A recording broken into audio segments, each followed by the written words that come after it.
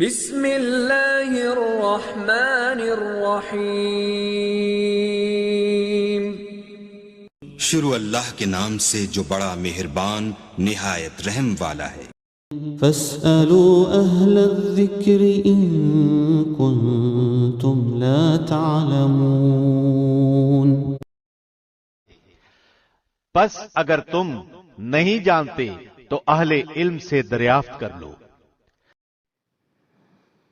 سیالکوٹ سے بھائی محمد ادریس صاحب نے سوال پوچھا ہے کہ محترم مفتی صاحب، ہمارا سوال یہ ہے کہ کیا مرد اور عورت کی نماز میں فرق ہے یا ان دونوں کی نماز ایک جیسی ہے؟ ہمارے ہاں کچھ لوگ ہیں جو اس بات پر مصر ہیں کہ مرد اور عورت کی نماز میں شریعت نے کوئی فرق نہیں بتایا، یہ صرف پاک و ہند میں بدعت چلی ہوئی ہے کہ عورت اور طرح نماز پڑھے اور مرد اور طرح، لہٰذا یہ من گھڑت چیز ہے اور بغیر ثبوت کے ہے۔ مفتی صاحب، شخص مذکور کا یہ دعویٰ کیسا ہے؟ کیا یہ بات درست ہے یا اس کا کوئی ثبوت بھی ہے؟ محمد ادریس۔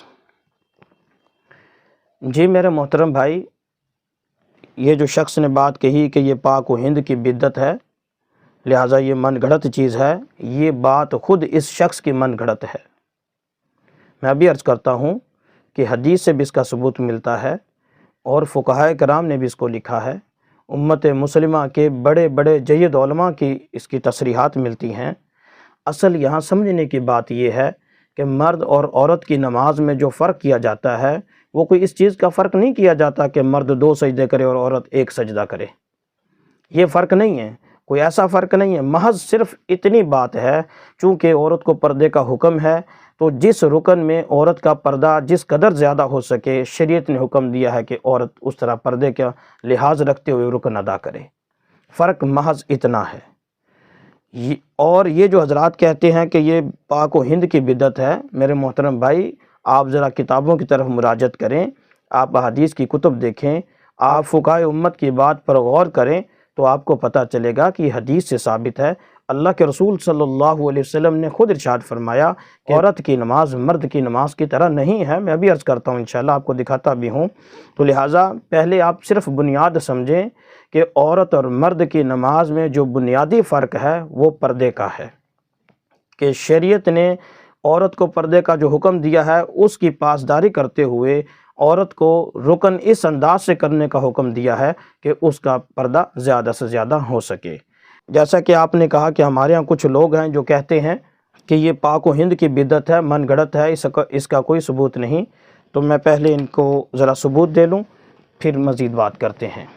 میرے محترم بھائی، یہ امام بہقی رحمہ اللہ کی کتاب ہے سنن الکبریٰ، اس کی جلد نمبر 2 ہے، صفحہ نمبر 452 ہے۔ صفحہ نمبر 452 پر ایک حدیث ہے جس کا نمبر ہے 3201۔ سنن الکبریٰ جلد نمبر 2 صفحہ 452، حدیث نمبر 3201۔ اس میں ایک روایت ہے جس کی سند میں حذف کر کے جہاں سے ہمارا مقصد ہے وہاں سے پڑھ رہا ہوں تاکہ وقت بچے۔ میں پہلے عبارت پڑھتا ہوں پھر آپ کو ترجمہ کر دوں گا۔ ان یزید بن ابی حبیب ان رسول اللہ صلی اللہ علیہ وسلم مر علی امرتین تصلیان فقال اذا سجدتما فضما بعض اللحم الى الارض فان المرأة لیست فی ذلک کالرجل۔ یزید بن ابی حبیب رضی اللہ تعالی عنہ سے مروی ہے، وہ کہتے ہیں کہ بے شک نبی کریم صلی اللہ علیہ وسلم 2 عورتوں کے پاس سے گزرے، وہ نماز پڑھ رہی تھیں۔ اللہ کے رسول صلی اللہ علیہ وسلم نے ارشاد فرمایا اذا سجدتما فضما بعض اللحم الی الارض، جب تم سجدہ کرو تو اپنے گوشت کو اپنے جسم کو زمین کے ساتھ ملا لیا کرو۔ آگے پھر ارشاد ہے، جو آپ کہتے ہیں کہ ہمارے ہاں کچھ لوگ ہیں وہ کہتے ہیں کہ مرد عورت کی نماز میں فرق نہیں، یہ جملہ بالخصوص وہ سنیں۔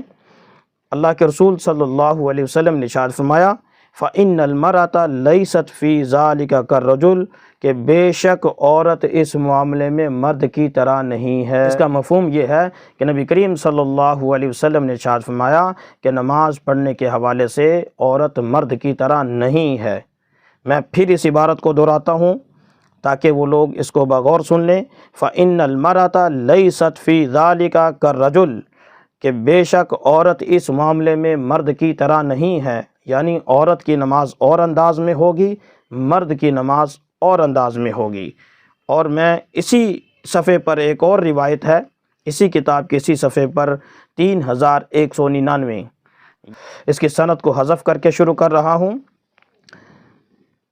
عن عبداللہ بن عمر قال قال رسول اللہ صلی اللہ علیہ وسلم اذا جلست المرأة في الصلاة وضعت فخذها على فخذها الأخرى وإذا سجدت ألصقت بطنها في فخذيها كأستر ما يكون لها وإن الله تعالى ينظر إليها ويقول يا ملائكتي أشهدكم أني قد غفرت لها۔ میں ترجمہ کر دیتا ہوں۔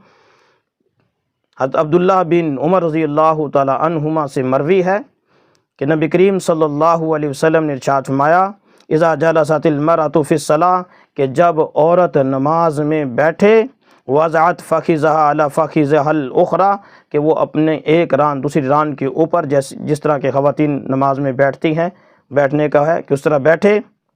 وَإِذَا سَجَدَتْ اور جب وہ سجدہ کرے، السقت بطنها فی فخذیها تو اپنے پیٹ کو اپنی رانوں کے ساتھ ملا لے۔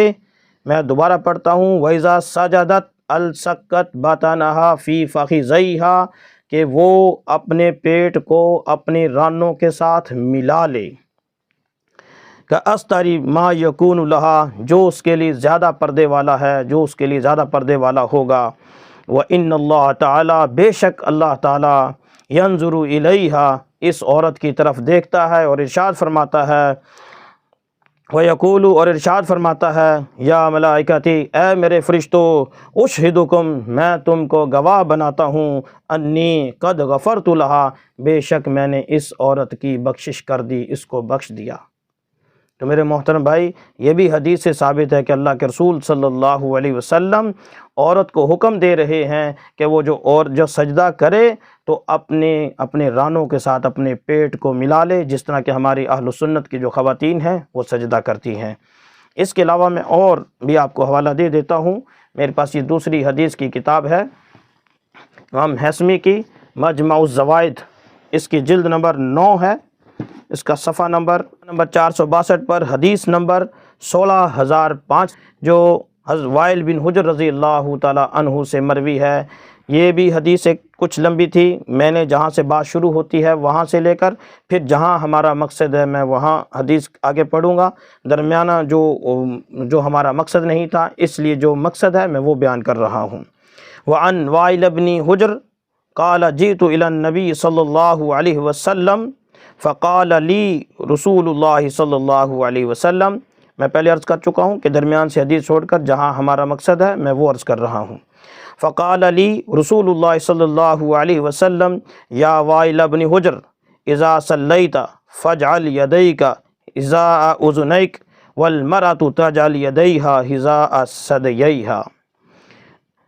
وائل بن حجر رضی اللہ تعالیٰ عنہ کہتے ہیں کہ میں نبی کریم صلی اللہ علیہ وسلم کے پاس حاضر ہوا، آپ صلی اللہ علیہ وسلم نے مجھے ارشاد فرمایا، اے وائل بن حجر اذا صلیت جب تو نماز پڑھے، فاجعل یدیک حذاء اذنیک تو اپنے ہاتھوں کو اپنے کانوں کے برابر اٹھا لے، اپنے کانوں تک اٹھا لے، والمرأة تجعل یدیہا حذاء ثدییہا اور جب عورت ہاتھ اٹھائے تو اپنے سینے تک ہاتھ اٹھائے۔ اس میں بھی یہ کیوں کہا گیا کہ یہ پردے کا حکم تھا، پردے کی وجہ سے مرد کی تحریمہ کے وقت مرد کا جو رفع الیدین ہے وہ اونچا ہوگا، چونکہ عورت کو حکم پردے کا ہے اس لیے عورت کا رفع الیدین یہ نیچا ہوگا تاکہ پردہ رہے، زیادہ اعضاء نمایاں نہ ہوں۔ تو میرے محترم بھائی، یہ جس شخص نے یہ بات کی ہے کہ یہ من گھڑت چیز ہے وہ کتابوں کی طرف مراجعت کرے۔ یہ کتابیں جو میں نے حدیثیں بیان کی ہیں یہ کتب میں موجود ہیں، یہ پاک و ہند کی کتابیں نہیں ہیں بلکہ حدیث کی کتابیں ہیں۔ ان میں حدیث کو جمع کیا گیا ہے، اللہ کے رسول صلی اللہ علیہ وسلم کے فرامین کو جمع کیا گیا ہے۔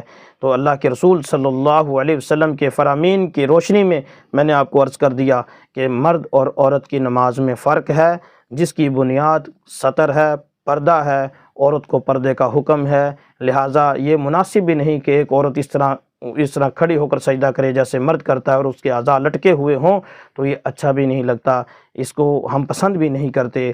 بلکہ جیسے کہ میں نے حدیث سے ثابت کیا کہ اللہ کے رسول صلی اللہ علیہ وسلم نے ارشاد فرمایا کہ اپنے جسم کو، اپنے پیٹ کو اپنے رانوں کے ساتھ ملا لو، یہ زیادہ پردے والی چیز ہے، اس کو اختیار کرو۔ لہٰذا میرے محترم بھائی، یہ پردے کی وجہ سے حکم ہے اور یہ کوئی من گھڑت چیز نہیں ہے۔ جو لوگ یہ بات کہتے ہیں کہ یہ من گھڑت ہے، وہ اس بات پر غور کریں۔ جب تنہائی میں بیٹھ کر تعصب کی ان کو اتار کر، جب ضد کو اتار کر، ضد کو ایک سائیڈ پر رکھ کر جب غور سے سوچیں گے تو انشاءاللہ وہ بھی یہ کہیں گے کہ یہ بات درست ہے کہ خاتون اور طرح نماز پڑھے اور مرد اور طرح نماز پڑھے، جس کی بنیاد سطر اور پردہ ہے۔